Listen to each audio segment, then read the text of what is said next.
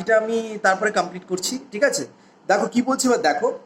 Her lovely looks brightly mind disclose, quick as her eyes unfix as those, famous to none to all shine she extend, of the she rejects but never of offends, bright as the sun her eyes gaze a strike, and like the sun they shine on all alike. কি বলছে এবার দেখো, উনি যখন বলছেন যে quick her lively looks sprightly mind disclose, তার look দেখে মনে হচ্ছে তার মনের অবস্থাটা কি।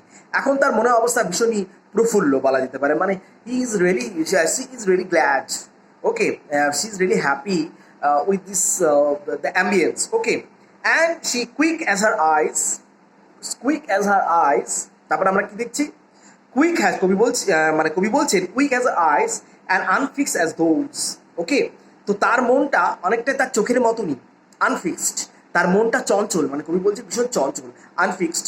এখন ভার্জিল এই প্রসঙ্গে বলে কি, ভার্জিল বলে একজন বিখ্যাত কবি আছেন, ভার্জিলের যে হিরোরা তারা কিন্তু সবসময় তাদের চোখটা সবসময় গ্রাউন্ডে থাকে, তারা অনেক বেশি বিনয়ী হিরো, কিন্তু তার মধ্যে অনেক বীর বিক্রম আছে, কিন্তু তারা অনেক বিনয়ী, তাই সবসময় তাদের চোখ গ্রাউন্ডে থাকে। এখানে বেলিন্দার চোখ, বেলিন্দা এখানে হিরোইন, রেপদ্দলাকে হিরোইন বলতে পারো, হিরো বলতে যাই বলো না কেন, বেলিন্দা।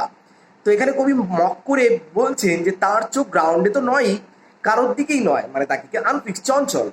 অ্যান্ড ফেভার্স টু নান, তিনি কাউকে আলাদা করে ফেভার্স দেন না, হা করে কোনো পুরুষের দিকে তাকিয়ে রয়েছে, সেই পুরুষকে তার খুব ভালো লাগলো, বেলিন্দা তা নয়, সবার দিকে উনি তাকাচ্ছেন, হাসছেন খুব মজা করে, ঠিক আছে? আর কি, favours to none to all she smile extend, সবার দিকে সমানভাবে হাসছে, তার কারণ খুব বুঝতেই পারছো, সমস্ত পুরুষকে তার ভালো লাগে, বা ভালো লাগে বলবো না, আমি বলবো কাউকে পাত্তা দিচ্ছে না আলাদা করে, বেলিন্দার ব্যাপার স্যাপারই আলাদা, বুঝতেই পারছো। And oft she rejects but never once offends, কিন্তু সবার দিকে যেমন সমানভাবে হাসছে তাকে, আবার কেউ প্রপোজ করলে রিজেক্ট করে দিচ্ছে, কিন্তু এত সুন্দরভাবে রিজেক্ট করছে না যে কি বলবো। আর বেলিন্দা মানে বাকি পুরুষ যারা আছে তারা অফেন্ড হচ্ছে না, তাদের খারাপ লাগছে না। ফর এক্সাম্পল, অনেকে আমরা কি দেখি, অনেক মেয়েদেরকে কি বলা হলো, তাকে প্রপোজ করলো, কোনো একটি ছেলে প্রপোজ করলো, আর মেয়ের সঙ্গে সঙ্গে কি বললো, সরি, তো মেয়েটি বলে উঠলো, নিজের মুখটি আয়নায় দেখেছিস, জুতোর বাড়ি খাবি, ইউ ক্যান নো। আমি এটা বলে থাকি সবসময়, ঠিক আছে? অদ্ভুত ব্যাপার, মানে তুমি মানে অনেক মেয়েদের মধ্যে এটা দেখেছো, তাদের মধ্যে অনেক উদ্ধত্ত লক্ষ্য করা যায়, ছেলেটিকে ঠিক এইভাবে অপমান করে। এখন বেলিন্দা কিন্তু তা নয়, বেলিন্দা এত সুন্দরভাবে রিজেক্ট করছে, তাতে কিন্তু কোনো অসুবিধা হচ্ছে না। যেমন ধরো কোনো পুরুষ গিয়ে বেলিন্দাকে বললো যে আমি তোমাকে ভালোবাসি, আই লাভ ইউ, বেলিন্দা বলছে হ্যাঁ ভালোবাসাটা তো কোনো অপরাধ নয়, কিন্তু অ্যাকসেপ্টটা তো আমি করবো, আমি অ্যাকসেপ্ট করতে পারছি না, তার জন্য আমি ভীষণ দুঃখিত। এত সুন্দর করে বলছে ছেলেটি, আর বেশি কনভিনসিংলি, আর বেশি তাকে মানে কি বলবো, বা রিলেন্টলেসলি তাকে আর রাজি করানোর চেষ্টা করছে না।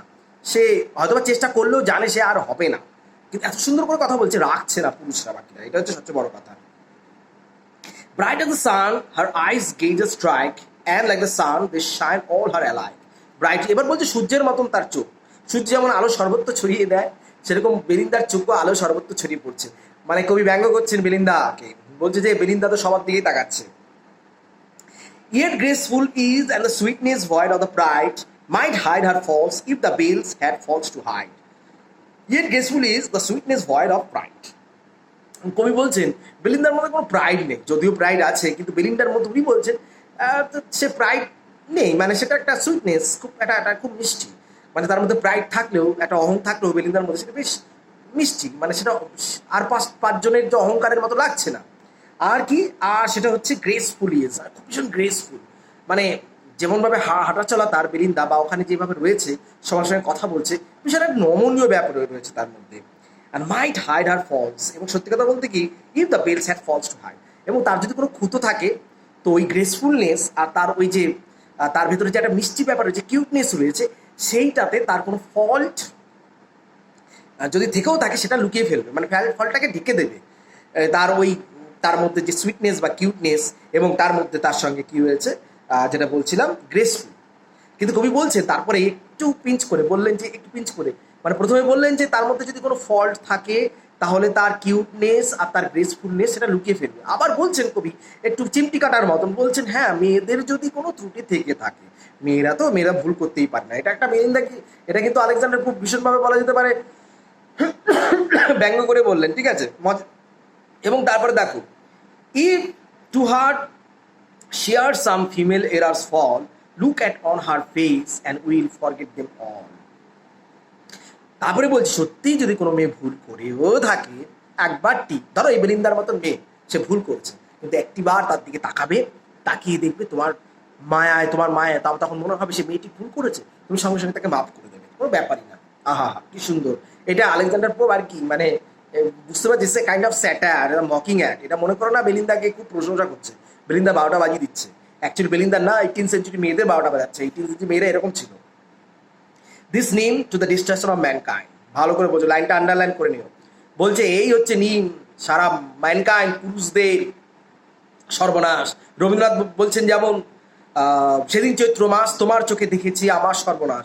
এখন চোখে কি সর্বনাশ দেখে মানুষ? এটা হচ্ছে কাইন্ড অফ বলতে পারো যে ভালোবাসার ডিস্ট্রাকশন, ভালোবাসায় আপ্লুত হওয়া, ভালোবাসায় হারিয়ে যাওয়া, ভালোবাসার জগতে হারিয়ে যাওয়াটাকেই বলা হচ্ছে ডিস্ট্রাকশন। তো বলছে পুরুষদের ঘায়েল করে দিচ্ছে পুরুষকে কে? বেলিন্দা না এরকম সুন্দরী। এবং তারপরে বলছে nourish two locks which graceful hung behind in the equal curls and the well conspire to deck with the shining ringlets the smooth ivory neck. তো বেলিন্দার দুখানা লক্স রয়েছে সামনে, চুলের লক্স এরকম, এবং লক্সটা খুব সুন্দরভাবে গলার সামনে এরকম রিংলেট হয়ে গেছে। ওইটা এত অপূর্ব লাগছে, বেলিন্দার সৌন্দর্য আরও বেশি বেড়ে উঠেছে। তো পুরুষরা ঘায়েল হয়ে পড়েছে ওই দুটো লক্সে বেলিন্দার। এবং আইভারি নেক মানে হচ্ছে সাদা, এই গালার সামনে ভীষণ সাদা, তো চুলটা সোনালি রঙের চুলটা এসে এরকম করে গিয়ে রিংলেট মতন হয়ে গেছে, শুধু অপূর্ব দেখতে লাগছে তখন। আর কি with the shining ringlet smooth ivory neck love in this labyrinth his slaves detain. কবি পুরুষদেরকে বলছেন স্লেভ, চাকর। কিসের চাকর? এই লক্সের, মানে বেলিন্দার চুল দেখে, বেলিন্দার চুলের কাছে সবাই যেন চাকর, সমস্ত পুরুষ চাকর এক। ওই চুল, ওই লক দেখে সেই সৌন্দর্যে একেবারে একেবারে আপ্লুত হয়ে পড়ে, ওভারওয়েল হয়ে পড়ে পুরুষরা আর ওখান থেকে বেরিয়ে আসতে পারছে না, চিরকালের জন্য দাস হয়ে যাচ্ছে। কার দাস হয়ে যাচ্ছে? বেলিন্দার। এবং তারপরে কি কথা, বেলিন্দার মনের দাস। ঠিক আছে, আর কি বলছে? The mighty hearts as held the slender chain. কবি বলছে লেবিরিন্থ মানে হচ্ছে আঁকাবাঁকা পথ। বেলিন্দার চুলটাকে বলছে আঁকাবাঁকা পথ। অনেক সময় কবিরা বলে থাকেন তোমার চুলের আঁকাবাঁকা পথে আমি আমার স্বরূপকে হারিয়ে দিতাম। তো কবি এইভাবে বলে না, লেবিরিন্থ আঁকাবাঁকা পথ। এবং কবি বলছেন তারপর love in this labyrinth slaves detain and the mighty hearts are held in the slender chains. এই স্লেন্ডার চেইন মানে বলছে যে কবি স্লেন্ডার মানে লকটাকে, স্লেন্ডার মানে সরু, চেন মানে কি ফাঁদ, জাল। তো কবি বলছে চুলটাকে জাল, ফাঁদ বলছেন। বলছে মাইটি বড় বড় পুরুষরা, রাজারা পর্যন্ত বেলিন্দার ওই লক্স দেখে পাগল। আর কি and with the hair is springes with the birds betray. আমরা অনেক সময় দেখেছি হেয়ার ইজ স্প্রিংগেট মানে এক ধরনের চুলের গোছা, যেটা ঘোড়ার চুলের যে গোছা সেরকম। তো এই চুলের গোছা দিয়ে সাধারণত মাছ ধরা হয় আর পাখি ধরা হয়। ঠিক আছে, springes we birds betray. Birds betray মানে পাখিকে আমরা বিট্রে করতে পারি, পাখিকে আমরা আটক করতে পারি। আর কি আটক করতে পারি? Slight lines of with hair springes with birds betray slight lines of the hair surprise the finny prey. Finny prey মানে হচ্ছে মাছ, ফিশ।